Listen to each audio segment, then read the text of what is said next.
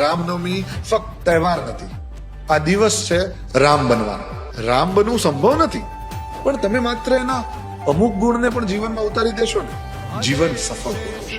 ભગવાન શ્રી રામના આ ગુણો, અને એના માટે કયા મંત્ર કરીએ કે આ ગુણ જલ્દીથી આવે, જે તમારા જીવનને કમ્પ્લીટલી બદલી શકે છે. પહેલું છે ધર્મ, હંમેશા સાચું જ કામ કરવું, ભલે ગમે તેટલી મુશ્કેલી હોય.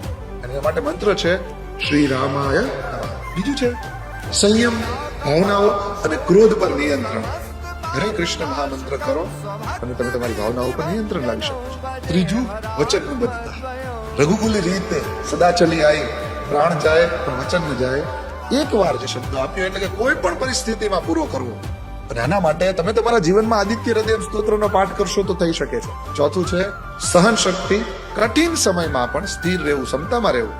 હરે કૃષ્ણ મહામંત્ર તમને આમાં હેલ્પ કરી શકે છે. પણ આને એક્ટિવેટ કેવી રીતે કરવું? રામનવમીના દિવસે નજીકના મંદિરમાં જવું, ભગવાન રામને પીળા કલરના ફૂલ અર્પણ કરવા, અને ઘરે રામ દરબારનો ફોટો જરૂર સ્થાપિત કરજો. અને રામનવમીના દિવસે આમાંથી જે ગુણ ઉપર વર્ક કરો છો એના 108 જાપ કરજો. આ ખાલી ભક્તિ નથી, આ એક અલાઇનમેન્ટ છે. જે જીવનમાં આ ગુણને ઉતારી દેશો ને, એ દિવસથી આઈડેન્ટિટી બદલાઈ જશે. રામને ખાલી માનવાથી નહીં કે જય શ્રી રામ બોલવાથી નહીં, એમના ગુણોને તમારા જીવનમાં ઉતરવાથી, એટલે કે રામ બનવાથી તમે જીવનને બદલી શકો છો. જય શ્રી રામ.